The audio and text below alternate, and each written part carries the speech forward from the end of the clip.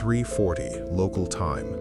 The sonar shack goes quiet in a way that makes people look up. Not alarms, not yet.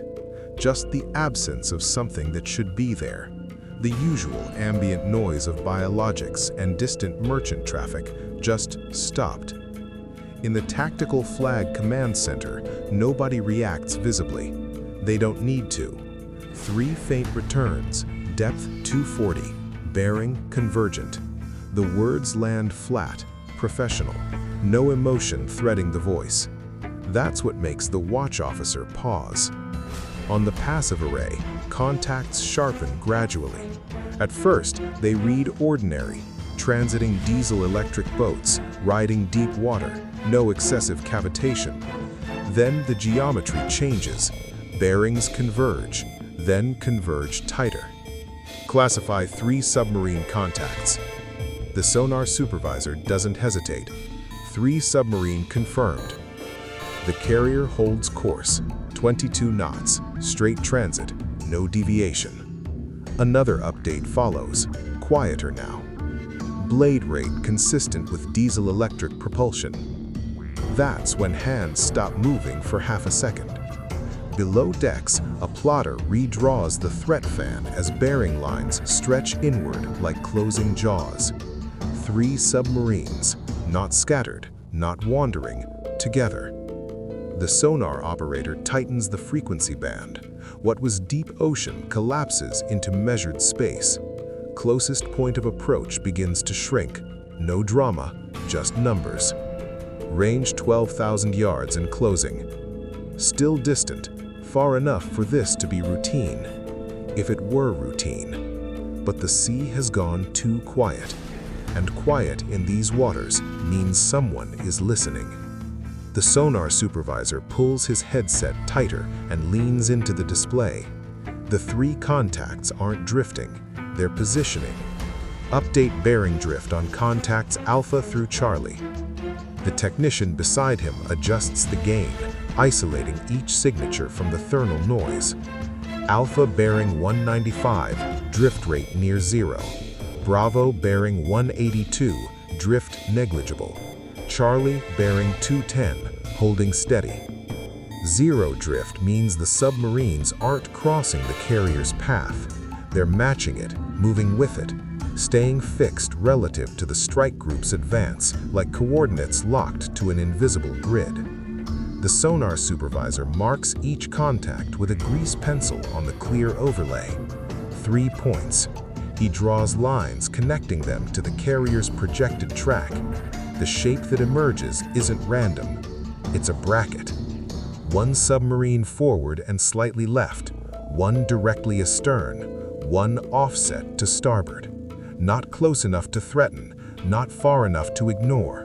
Positioned precisely where they can monitor every turn, every speed change, every tactical option the carrier might choose. They're not hunting, the supervisor says quietly. They're mapping. The officer of the deck doesn't reply immediately. He's watching the same geometry form on his own screen, watching the angles hold stable even as the carrier maintains course, watching the math confirm what instinct already knows. These boats didn't stumble into position. They were placed here, hours ago maybe, longer. Waiting beneath the thermocline where surface ships see nothing and passive sonar hears everything.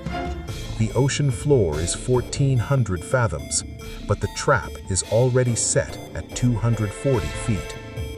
The sonar technician cycles through the frequency bands, isolating each contact's acoustic signature. Every submarine has a voice print, blade count, shaft rotation rate, hull resonance patterns that mark it as clearly as a fingerprint. Running Alpha through the library now. The system churns through terabytes of recorded data. Diesel-electric boats from a dozen navies. Kilo class, Lada class, Scorpene, Type 209. The algorithm narrows, matches, confirms. Alpha classified, Type 039A, Yuan class, confidence high. The supervisor nods once. He expected it. The blade count was textbook, 7-bladed propeller, low cavitation design, optimized for quiet loitering exactly like this. "Bravo's coming through now," the technician continues. 4-bladed screw, heavier machinery noise, older hull form. He pauses. Type 039 Song Class, 2nd generation boat. 2 down. Contact Charlie takes longer. The signature is cleaner, almost too clean. Minimal flow noise, advanced hull coating that absorbs rather than reflects. The machine hesitates, then locks. Charlie also Yuan class, newer variant, probably post-2020 construction. The supervisor updates the tactical plot. 2 Yuan class boats, quiet, modern, capable of staying submerged for weeks on battery power. 1 Song class, older but still lethal, likely playing shepherd to the newer hulls. All 3 Chinese, all 3 positioned with deliberate care. No fishing fleet wanders into this formation. No training exercise holds geometry this tight in another nation's operating area. This wasn't an encounter, it was an appointment. And the carrier just arrived on time. The radio operator adjusts his headset and keys the transmit switch. His voice is calm, procedural, stripped of anything that could be mistaken for provocation. Submerged contacts bearing 195, 182, and 210. This is United States Navy warship transiting international waters, course 085, speed 22 knots. Request immediate surface and identification in accordance with maritime safety protocols. He releases the switch. Static fills the speaker. White noise rolling across empty frequencies. 20 seconds pass, standard interval for response time. Nothing. The communications officer nods. Repeat the hail, add position and course. The operator keys again. Submerged contacts. This is United States Navy warship transiting international waters, course 085, speed 22 knots. You are operating in proximity to surface vessels. Request immediate surface and identification. Release. Static. Silence. 40 seconds this time. Long enough that everyone in CIC understands what the silence means. Not equipment failure, not language barrier, not confusion about who's being addressed, deliberate non-response. The supervisor marks the log with a timestamp. 2 unanswered hails on guard frequency. Protocol satisfied, record established. In the Tactical Flag Command Center, the strike group commander watches the plot. 3 submarines still holding formation, still matching course, still saying nothing. They heard the call, no question. At these ranges, with modern ESM arrays, they heard every word. They just chose not to answer, because answering would require acknowledging presence, and acknowledging presence would end the ambiguity that makes this whole maneuver possible. The commander's jaw tightens. The game has rules, but only if both sides agree to play. The plotting table updates every 30 seconds. Each refresh shows the same trend. Range decreasing, geometry tightening. CPA update on all contacts. The tactical coordinator runs the numbers. Alpha now 9,200 yards and closing. Bravo 10,400 yards, rate of closure increasing. Charlie steady bearing, decreasing range. The strike group commander studies the display. The 3 submarines have shifted from a loose bracket into something more deliberate. Alpha has drifted further forward, almost directly ahead of the carrier's bow.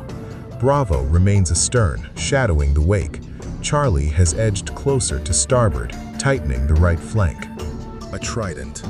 3 prongs angled inward, each one covering a potential escape vector. Show me maneuvering options. The plotter overlays course alternatives. Turn hard to port. Bravo blocks the corridor. Turn starboard. Charlie is already there, depth optimized to track any surface maneuver. Increase speed. All 3 contacts can match it on battery power for hours. Every option narrows. Every minute removes choices. CPA now under 8,000 yards on Alpha. 8,000 yards, 4 nautical miles. In submarine warfare, that's knife fighting range. The commander's eyes move across the display, measuring angles, calculating time. The carrier can't outrun them, can't outturn them. The submarines aren't attacking, but they don't need to. They're demonstrating control, showing that they can restrict movement without firing a shot, that they can impose will through positioning alone. The trap isn't made of steel, it's made of geometry, and it's closing. 11 hours earlier, 1930 local time, 60 miles ahead of the carrier strike group, USS Mississippi had slipped beneath the thermocline without ceremony. No fanfare, no radio traffic, just a controlled dive to 400 feet and a course adjustment that placed her directly along the carrier's projected transit route. The captain stood in the control room, watching depth and trim stabilize, then gave the order that defined the next half-day. Rig for ultra-quiet, secure all non-essential systems, communications to receive only. The boat went dark, not just quiet, absent. Reactor coolant pumps dropped to minimum flow. Ventilation fans shut down in non-critical spaces. Even the galley secured hot meals to eliminate steam and heat signatures. For the next 11 hours, Mississippi became a hole in the ocean. No transmissions, no active sonar, no periscope depth excursions to update GPS. Just passive sonar arrays drinking in every sound within a 100-mile radius and a navigation team dead reckoning position with inertial guidance alone. The strike group passed overhead 6 hours later, exactly on schedule. Mississippi didn't acknowledge, didn't move, just logged the bearing, confirmed the track, and continued waiting. The captain knew the carrier's course, knew its speed, knew the patrol box it would transit, and the choke points where contact would be most likely. What he didn't know was when. But submariners are patient, and Mississippi had nowhere else to be. The strike group commander stands motionless at the plotting table. 3 options, none of them clean. Option 1. Go active on sonar. Flood the water column with high-powered acoustic pulses that would paint every submarine within 30 miles in sharp relief. Immediate tactical picture. Complete situational awareness. But active sonar is loud, unmistakable.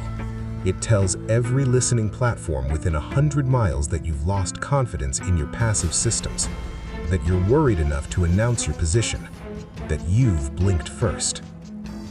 It's an admission. Option 2. Request P-8 Poseidon air support. Call in maritime patrol aircraft from Okinawa or Guam. Sonobuoy fields dropped in patterns that would box the Chinese submarines, force them to maneuver, break their geometry. Effective, visible, and every reconnaissance satellite overhead would capture the response. Every intelligence analyst in Beijing would note the escalation. The narrative would write itself. U.S. carrier panics, calls for air backup, overreacts to routine submarine activity. Political cost measured in headlines. Option 3. Hold course, maintain speed, trust that Mississippi is exactly where she's supposed to be. Trust that her captain sees what the carrier cannot. Trust the plan built in classified briefings 3 weeks ago when this transit was first mapped. No confirmation, no communication, just faith in a submarine the carrier hasn't heard from in 11 hours. The commander's finger taps once against the table edge, then stops. Maintain course and speed, maintain emissions control. The order passes through CIC like a stone dropping through still water. No ripples, no objections, just acknowledgement and execution. Bridge confirms course 085, speed 22 knots. Air ops maintaining normal flight schedule. Emissions control holding, no active sensors. On the flight deck, yellow shirts continue pre-flight checks on an FA-18 scheduled for launch in 40 minutes. Ordnancemen load practice munitions. Fuelers top off tanks. The choreography of carrier operations continues without deviation, without hesitation. 100,000 tons of steel maintains momentum as if 3 submarines weren't tightening geometry 7,000 yards below the surface. In CIC, watchstanders track the contacts with mechanical precision. Bearing updates logged every 60 seconds. Range calculations refined. CPA projections adjusted. But no panic, no terse commands barked across the space. Just professionals doing exactly what they've been trained to do, absorb pressure without transmitting it. The Chinese submarines are listening. Every passive array on those boats is oriented toward the carrier group, analyzing propeller noise, monitoring radio frequencies, measuring any change in pattern that would signal concern. They're waiting for hesitation, a course change, a speed reduction, active sonar going hot, anything that proves the trap is working. The carrier gives them nothing. Flight operations continue. The ship's wake stretches straight behind like a ruled line on blue paper. Engine noise remains constant, no surge, no reduction. The message is unspoken, but absolute. You're noticed, you're tracked, you don't matter. 0558 hours. USS Mississippi begins her ascent. The captain's voice is quiet, almost conversational. Make your depth 65 feet, slow to 4 knots. The diving officer repeats the order. Ballast tanks adjust with precision measured in pounds, not tons. The boat rises through the water column without urgency, without noise, angling upward at 3 degrees. 400 feet, 300 feet, 200 feet. The thermocline passes overhead like a curtain lifting. Temperature shifts. Acoustic properties change. What was invisible below becomes detectable above. 100 feet, 75. Depth 65 feet, Captain. Up scope. The periscope housing rises smoothly. The antenna mast breaks the surface at 0558 and 12 seconds. Salt water streams off composite materials. The lens rotates, sweeping the horizon in a slow, deliberate arc. Empty ocean. Blue sky. The carrier visible as a gray smudge 22 miles northeast. But Mississippi didn't surface to look. She surfaced to be seen. On the Chinese submarines, passive sonar operators watch their displays with sudden intensity. A new contact has appeared, large, metallic, directly between contact Alpha and the American carrier. The geometry they spent hours building fractures instantly. Mississippi's position isn't threatening, it's stating. She's exactly where she needs to be to collapse the trap. One submarine surfaced with calm precision, announcing her presence like a hand placed on a shoulder. We've been here the whole time. You were never alone. The sonar supervisor hears it first. A change in blade rate, sharp, immediate. Contact Alpha increasing speed, estimate 18 knots and accelerating. Then the second contact follows. Contact Bravo cavitating, heavy propeller noise, turning to heading 270. Charlie breaks last. Contact Charlie maneuvering sharply, new course 140, speed increasing through 20 knots. The tactical plot redraws itself in real time. 3 submarines that held formation for hours suddenly scatter like startled fish. The Trident collapses. Bearing lines that converged now diverge at angles too sharp for coordination. Alpha sprints northeast. Bravo turns west, making for deeper water. Charlie angles south, propeller noise spiking as the boat sacrifices speed for stealth. Within 4 minutes, the geometry is gone. Within 8, passive sonar loses 2 of the contacts entirely as they drop below the thermocline and disappear into the Pacific's vastness. By 6:10:06, the ocean sounds normal again. Biologics return. Distant merchant traffic hums along shipping lanes. The unnatural silence that marked the confrontation dissolves into ambient noise. At 6:15:06, the carrier's flight deck roars to life. Catapult 1 fires. An FA/18 launches into clear morning sky, afterburners painting twin cones of fire against blue. Another launch follows, then another. The air wing cycles through its scheduled operations without delay, without acknowledgement of what just occurred 400 feet below. No shots fired, no diplomatic protest, no headlines. Just professional mariners doing professional work. The ocean keeps their secrets.